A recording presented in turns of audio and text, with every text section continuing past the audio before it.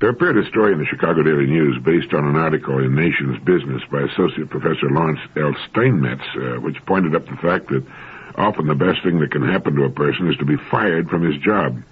As one executive put it, getting fired was the best thing that ever happened to me. I feel like thanking the guy who did it. And he was typical of a group of fired managers who told Professor Steinmetz of the University of Colorado that they are happier, better off financially, and better adjusted for having been canned. The school survey revealed that 70% of those fired now rate their relationship with their new bosses high. 70% also said relations with their former bosses had been low. Now, nearly all of them said they felt better off for changing jobs, and the rest said they were at least as well off. 55% said the job change caused no problems at home, and one-third said their home life was better.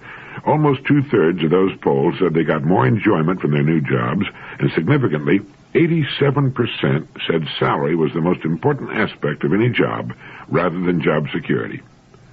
Firing a man who does not fit into the job you've hired him for can be, and in fact almost always is, the kindest thing you can do for him. Forgetting all about getting the kind of job you want done for the company and finding the right man for that job, keeping a man in a job he's not doing well is to keep a man unhappy and frustrated, and keep him from finding the job that's right for his talents and abilities. But most companies will go to almost any length before letting an unsatisfactory employee go. Management will procrastinate, vacillate, and sit on the fence sometimes for years before facing the inevitable. In the meantime, everybody suffers. A man in the wrong job might not get up the nerve to quit because of any old port in a storm philosophy. Since he's busy working at a job for which he's ill-fitted, he has no time to look for more rewarding and more satisfying work. He knows he's unhappy in his present work, that he's not doing the job that's expected of him. He's often nervous, irritable, and depressed. And since none of us likes to blame himself, he will often blame his company or his superiors or those in his charge for his problems on the job. When actually no one is to blame except his superiors for not facing the fact that they've got a round peg in a square hole. I remember reading of a survey in which a group of very successful men were questioned as to their past jobs. Even though most of them had never thought much about it before, they had to admit that they owed their present success to the jobs they had lost in the past. Whether they had resigned or been fired made no difference. Everybody gets unhappy with his work from time to time. Now, that's natural. But if a person has been unhappy with his work for an extended period and knows deep down that he's in the wrong job, he should get out of it. The deep-rooted fear of being fired goes back to the old days when jobs were few and far between and when any job was felt to be a matter of survival. Times have changed. Unfortunately, the feelings of management have, as a rule, not changed. There's a wonderful balancing mechanism in the world that operates to protect and make available great opportunities for the underdog.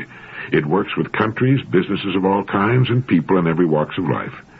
This is because of the fact that as a country, business firm, or person becomes successful and affluent, there is a tendency to relax and to take success for granted. This accounts for upsets in sporting contests of all kinds. It's what makes a small, virtually unknown company or nation move up into the front rank, or spells the difference between a person's being average or great. It all hinges on quality of product or performance. Now, some time back, Raymond Loewy, the famous industrial designer, wrote something for This Week magazine that will give you an idea of what I'm talking about.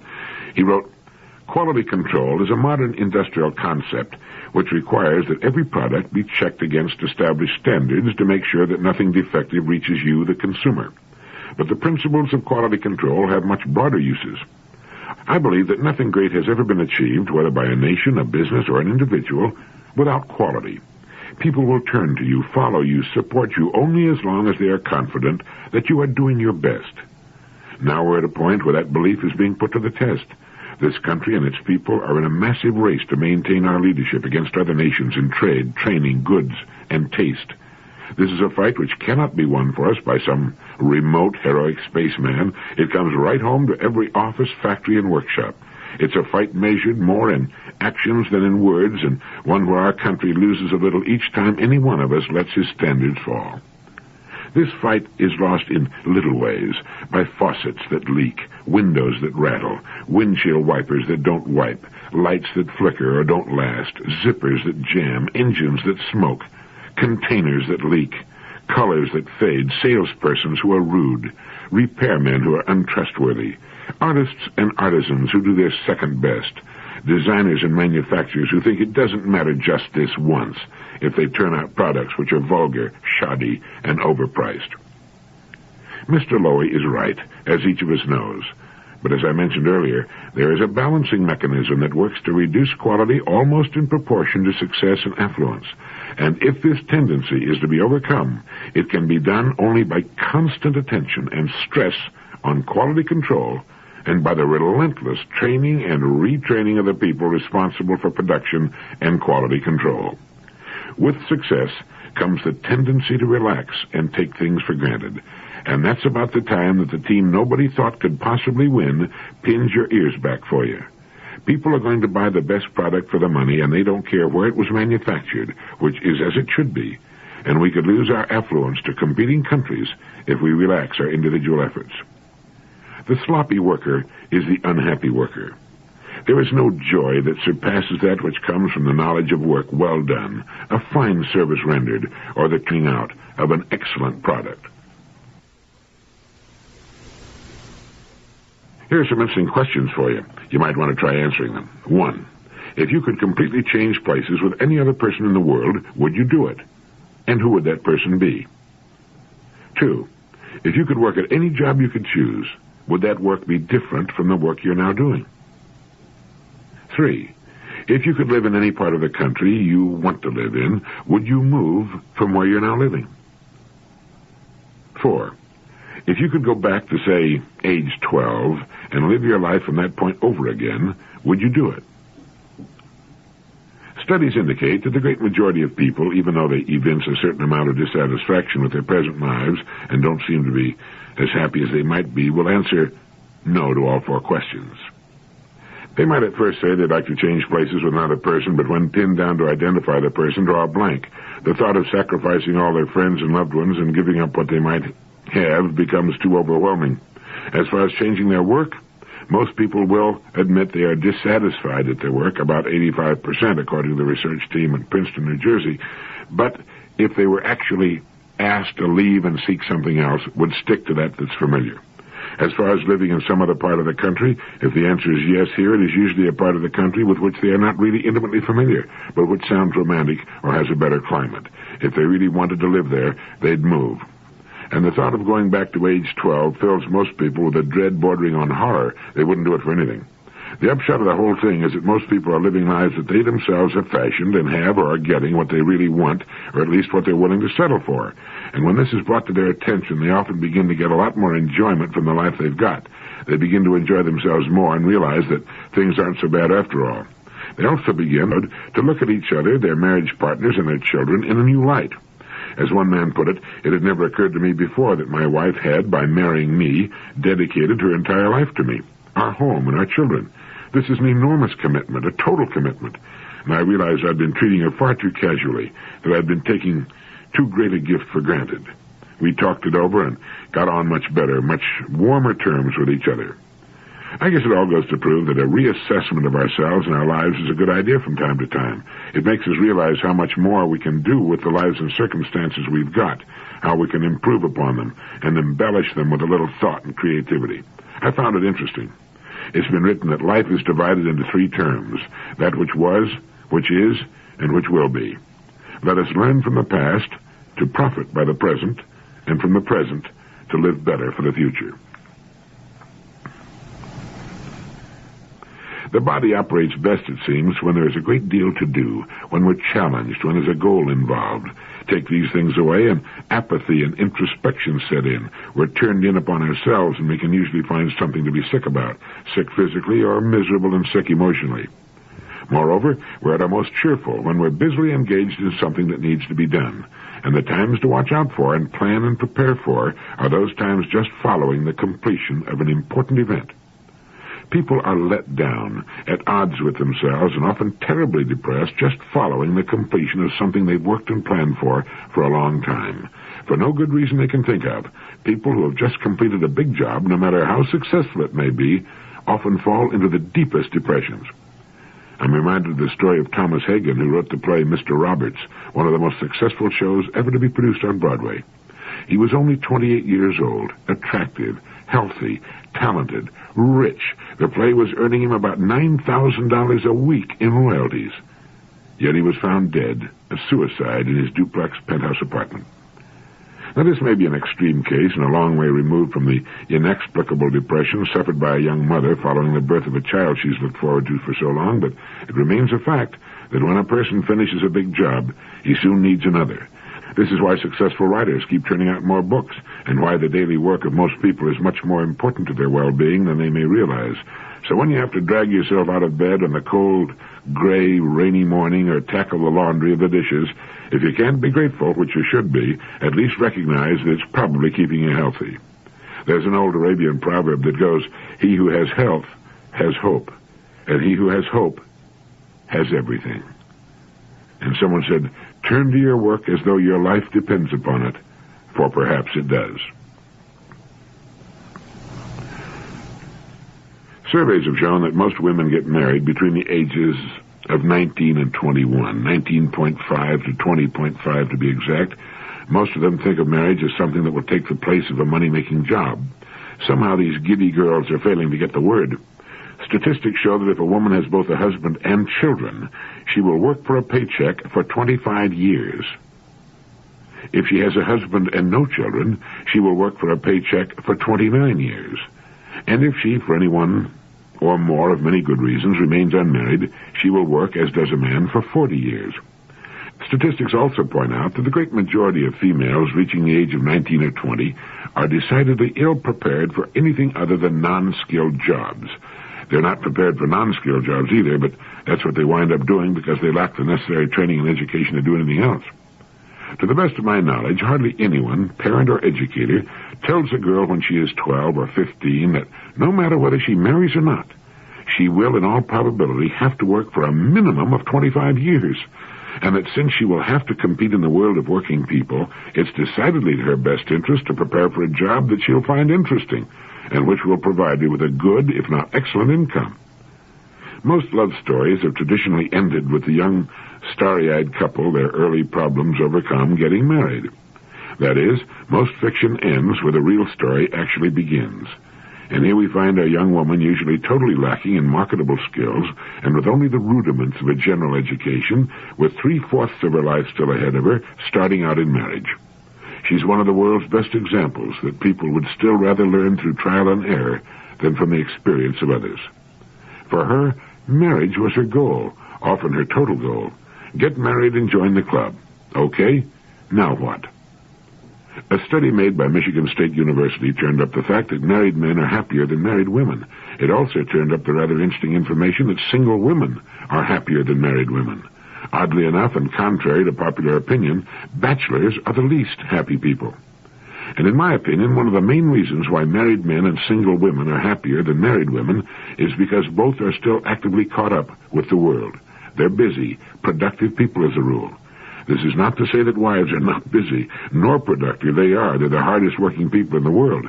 But they often find their lives boring and unchallenging after a while, and this is because they stop learning too soon. They still have ample time to prepare themselves for rewarding and stimulating work, but few do. Most take the line of least resistance and settle back into a kind of apathy and watch the world go rushing by outside their windows. And when the day comes that they want to or have to start looking for work, they have a problem. Whether she needs to or wants to work or not, every girl should train for a career of her choice. It will bring interest and independence to her. It's also a great way to meet the right sort of man. The international affairs analyst Herman Kahn, he's also a physicist, mathematician, and Defense Department nuclear strategist, made a forecast a while back which predicts a rosy, cheerful finale to the remainder of the 20th century. He predicts that for most of the world's teeming multitude, some 6 billion people by the year 2000, the last third of this century will be peaceful and increasingly prosperous. For our part of the world, the picture Kahn paints borders on the idyllic. He says that we will have entered a post-industrial phase of such easy street affluence that many citizens may decide they don't have to work anymore at all. The big change from the gloom of the 1950s to the present optimism is that chances for a major thermonuclear war are now low. In the 1950s, he feels the probability was high. The world was lucky not to have had an all-out nuclear war, he says. For this country, Con sees nothing but wine and roses all the way. By the year 2000, that's close now, Con sees the disposable income per household reaching $25,000 a year. It'll beat that. But according to the story in Business Week magazine, there'll be some traffic jams. 1/4 of the total U.S. population will be living in Boswash. That's the Boston-Washington urban complex. 1/8 in Chippets. That's Chicago-Pittsburgh complex. 1/16 in San. That's Santa Barbara, San Diego. He forgot the peninsula of Florida, which will be probably the 4th largest. As our affluence snowballs, there will be more job dropouts. That is, people who simply quit working and hobbyists who will work 2 or 3 months a year in order to pursue some avocation the rest of the year. But Con expects most of us to keep plugging away to pay for more of the good things of life. All this could lead to what Con views as a wholesome decadence, if you can imagine such a thing. The biggest problem for the U.S. and Canada and other leading nations in the last third of the century will be the search for meaning and purpose, for an answer to the question, what's it all about? It's wonderful to think of a completely affluent society with poverty and much of disease a thing of the past, but affluence will bring with it new problems, new challenges, some of them as far-reaching as any we've ever known. And I think Herman Kahn is right when he says the biggest problem in the last third of the century will be the search for meaning and purpose, for an answer to the question, what's it all about? I think this is what's bothering so many young people today. Living as they do in an affluent society with all their basic needs met, they've had to turn to other questions and seek other answers. And this trend will doubtless continue and grow more widespread as we move toward the end of the 20th century. Man must seek answers to problems. Remove one set of problems and he'll turn to a new set. And if the day should ever come that he runs out of problems, he's going to be in a worse fix than he is today. In Kenneth Good's book, It's Easier to Win, he writes, artists like to decorate public libraries with mural paintings of mankind struggling upwards in flame-like yearnings toward nobler things. The struggle, as a matter of fact, has been mostly in the other direction. Mankind in 1,000,000 years or so of evolution has fought savagely against progress. He's right there, you know. In fact, history proves that attempting to lever mankind up a notch or two out of his stagnant hog wallow was one of the best ways ever devised to get yourself ridiculed, stoned, locked up, tortured, drawn and quartered, or crucified. Civilization has been administered in the mass, much in the manner of a mother scrubbing her boy's neck and ears, and has been received as reluctantly. Modern man, all the billions of him, may owe all his culture and most of his comfort to the imagination, determination, and energy of just a few thousand individuals.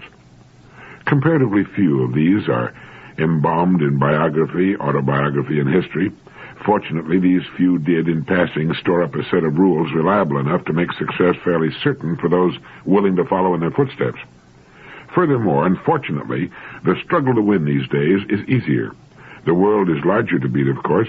On the other hand, through this comforting sense of size, society comes gradually to be tolerant of even first-rate achievement.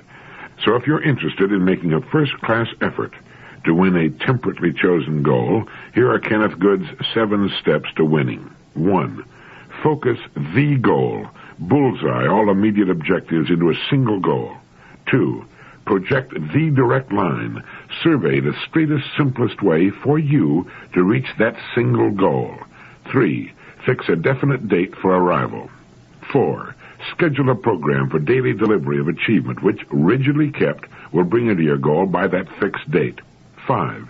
Control your rate of progress by regular comparison with the prearranged schedule. So, like the railroad conductor, you'll always know whether you are on time. 6. Deliver from within, by physical and emotional self-operation, the greatest power your person is capable of producing. 7. Reduce, by studiously advantageous presentation of your project, resistance from without. Anyone willing to do these 7 things and capable of doing them effectively enough to count is virtually guaranteed winning at any undertaking. Keep in mind, too, that you have very little competition in today's world. The overwhelming majority of people are quite content to go along as usual, operating on from 5 to 15% of their real capacity and realizing for their efforts 5 to 15% of what they might well be realizing. Another book you might want to add to your collection is by the anthropologist and social critic Dr. Ashley Montague, entitled The American Way of Life. In it, he comments on many aspects of life in America, one of which happens to be the pursuit of happiness. And he writes that the pursuit of happiness in America is perhaps the most misconceived of human endeavors. Life and liberty are indeed necessities, but the pursuit of happiness is a fool's game, a will-o'-the-wisp that eludes all who believe that by making it a goal they can, by the prescribed or some other means, achieve it. The truth is, and it's not a sad truth, that happiness cannot be pursued and caught like a butterfly in a collector's net. It defies pursuit, and all attempts to contain it are vain. Nor can it be purchased. It is one of the many things that money cannot buy. The truth is that it is not the purpose of life, of a human being's life, to be happy. Perhaps this is a shocking statement to those who have been conditioned to feel otherwise, but it's nonetheless true for all that. If true, then millions of human beings have misspent and are misspending their lives. What is happiness?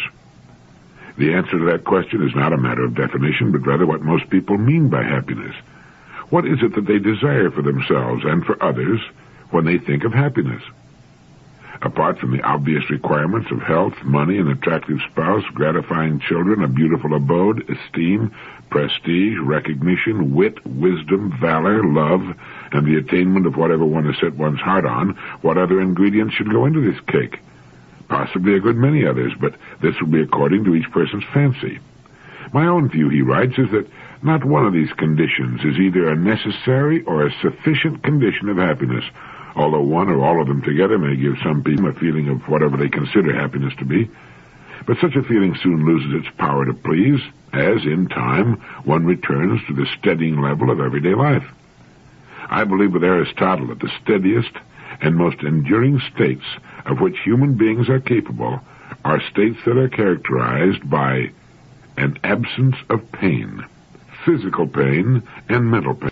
Such states of the positive absence of pain are appreciated for the most part only when they're interrupted, as by the experience of illness or a bereavement. It is in the state when one is least conscious of oneself that one is likely to be at one's happiest. What folly it is to believe otherwise. To believe that those occasional peak experiences, those thrilling moments when the goal one has set oneself has been achieved, or it just feels good to be alive, or one receives an unexpected windfall, or one's work is highly praised, are likely to be numerous and prolonged, is silly. Such occasions are indeed memorable, but the feelings of euphoria they engender do not endure, nor should they. The moments of happiness we enjoy take us by surprise, but seize us. It's not so much the pursuit of happiness as the happiness of that is most likely to yield the desired gratifications, and then only occasionally. It is work that one delights in, that is the surest guarantor of happiness. Someone sent me a magazine article titled Success, Sweet Success. Unfortunately, the name of the magazine and the author are missing, but I found it to be very good. It goes, Success, Sweet Success. Everyone wants it. Everyone achieves it in some measure. Few seem to get enough of it. Some don't know they have it. Others forget what they're really striving for and why sometimes it's necessary to try to define success for ourselves. What is this thing called success? Is it complete achievement of our grandest goals born out of honesty, industriousness, and thrift as depicted in Horatio Alger's stories? Or is it a contrary illusion, always tempting but never attainable? Does fate give it to some on a golden platter and deny it to others in spite of all efforts? Who, for example, do we consider most successful? An expert mechanic or the president of a company? An accomplished teacher or an affluent financier? The man who gets an excellent job done quietly or the one who performs equally well under the limelight? Being perfectly honest, don't we identify success with fame and fortune? Even in church, don't we give the nod to the brilliant leader and ignore the quiet man in the back pew? Isn't this a serious mistake? If we're to identify success with the badge of fame or the accumulation of wealth, where do all the solid successes of modest individuals fit in? Few of us can wear a success badge or a conspicuous price tag. How then can we recognize our true importance to our family, our company, and our community? Wanting success but lacking its fleet, appreciate our solid contributions. The answers are personal, and self-appreciation of our own successes comes only when we live up to our talents and goals the best way we can. Real success consists of using our talents to the utmost, and when this is done, we need no badge or price tag. Crawford Greenwald has said, "Unfortunately, we take life at its most superficial and conclude that achievement can be measured only in terms of applause or wolf whistles or financial compensation. But if in the years to come we can look ourselves in the eye and say with complete honesty that we've used to the utmost the talents with which we have been endowed, then we'll be successful men and women, quite regardless of the stature we have in the eyes of the world." We need to remember, too, that there is no significant success without corresponding failures. The difference is that successful people learn from their mistakes and refuse to quit trying because of them. Mark Sullivan came about as close as anyone ever has to the key for success when he said, "To find a career to which you are adapted by nature and then to work hard at it is about as near to a formula for success and happiness as the world provides."